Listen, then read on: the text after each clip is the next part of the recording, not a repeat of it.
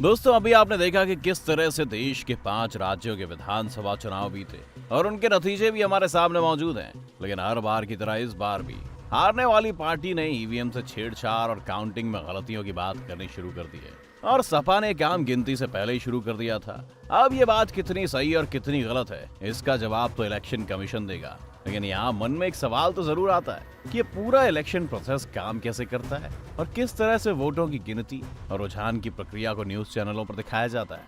आज के इस वीडियो में हम इसी चुनावी सवाल को आसान भाषा में आपको समझाएंगे कि कैसे होता है ये पूरा प्रोसेस।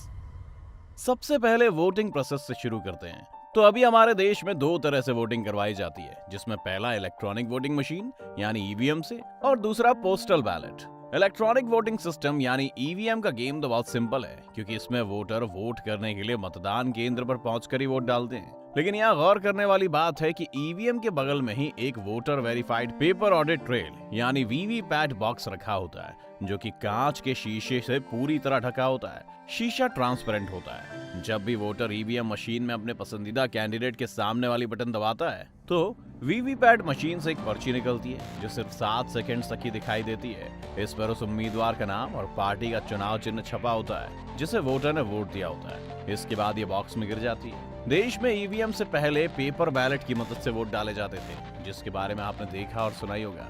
लेकिन अगर ईवीएम की बात करें तो चुनाव आयोग ने पहली बार 1977 में ईवीएम से चुनाव कराने के बारे में सोचा था।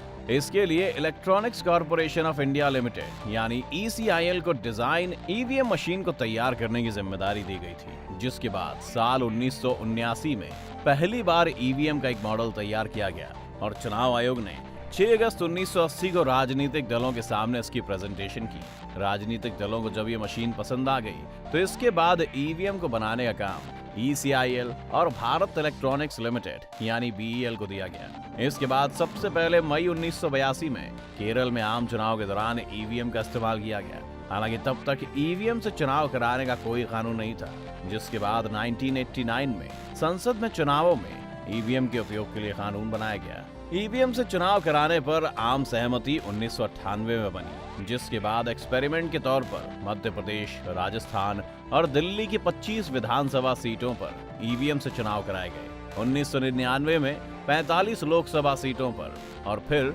फरवरी 2000 में हरियाणा विधानसभा चुनाव में 45 विधानसभा सीटों पर ईवीएम से चुनाव हुए। जब इन सभी जगहों से पॉजिटिव रिस्पांस हासिल हुए तो फिर 2001 में पहली बार तमिलनाडु, केरला, पुडुचेरी और पश्चिम बंगाल में सभी विधानसभा सीटों पर ईवीएम से चुनाव कराए गए। इसके बाद से ही सभी चुनाव के लिए ईवीएम का प्रयोग किया जा रहा है। 2004 के लोकसभा चुनाव में देश की सभी 543 सीटों पर ईवीएम से चुनाव हुए थे और उस दौर में ईवीएम की संख्या 10 लाख से अधिक थी। इसके अलावा अगर दूसरे प्रोसेस यानी पोस्टल बैलेट की बात करें तो जैसा कि नाम से ही पता चल रहा है कि इसमें वोटिंग डाक के जरिए किया जाता है। पोस्टल बैलेट एक डाक मतपत्र होता है।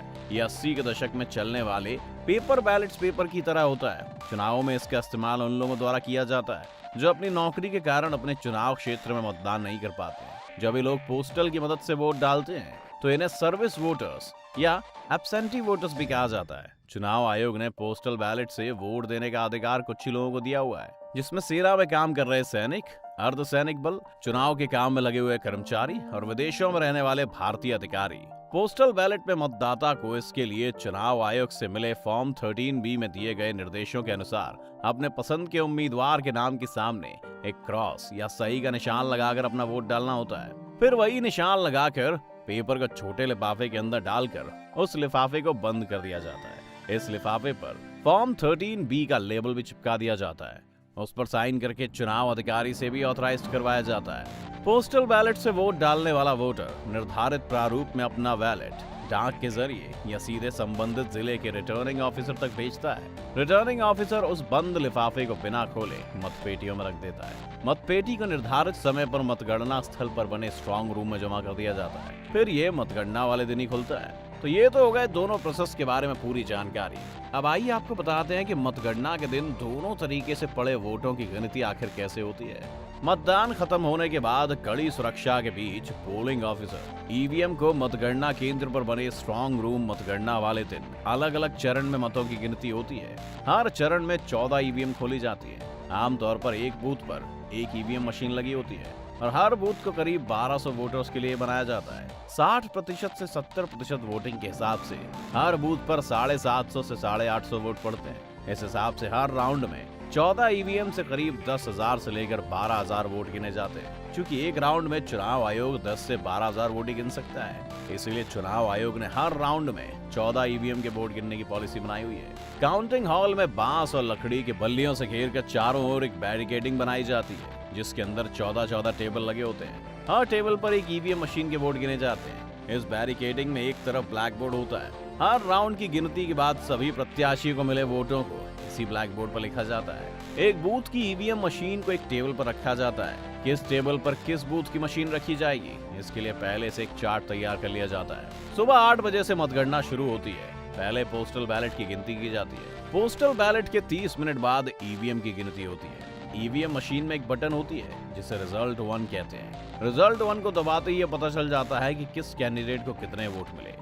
इस पूरे प्रोसेस के लिए 2 से 3 मिनट का समय मिलता है, जिसे साथ ही साथ डिस्प्ले बोर्ड पर भी फ्लैश किया जाता है, ताकि सभी 14 टेबल पर बैठे चुनाव कर्मी और उम्मीदवार के एजेंट इस काउंटिंग को देख लें। इसी को हम रुझान कहते हैं, जो न्यूज चैनल के लोग हमें दिखाते रहते हैं। सभी 14 टेबल पर मौजूद मतगणना कर्मी हर राउंड में फॉर्म 17C भरकर एजेंट से हस्ताक्षर के बाद आरओ को देते हैं। आरओ हर राउंड में वोट की गिनती नोट करता है। इसके अलावा नतीजे को हर राउंड के बाद ब्लैक बोर्ड पर भी लिखा जाता है और लाउड स्पीकर की मदद से घोषणा की जाती है। पहले चरण की गिनती पूरे होने के बाद चुनाव अधिकारी 2 मिनट का इंतजार करता है, ताकि किसी उम्मीदवार को कोई दिक्कत हो तो वो अपनी शिकायत दर्ज करा सके।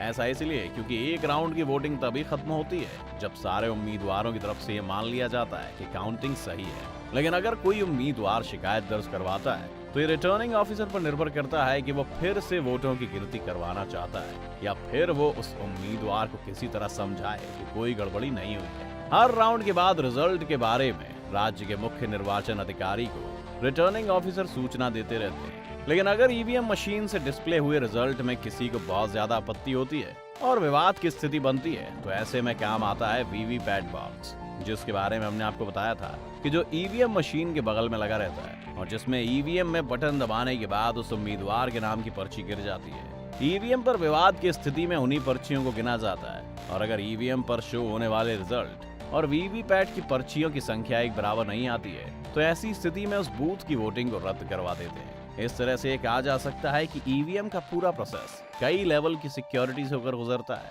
जिसमें किसी भी तरीके से धांधली होना लगभग नामुमकिन है। आपको वीडियो कैसा लगा कमेंट करके हमें जरूर बताएं। वीडियो को लाइक और शेयर करना ना भूलें।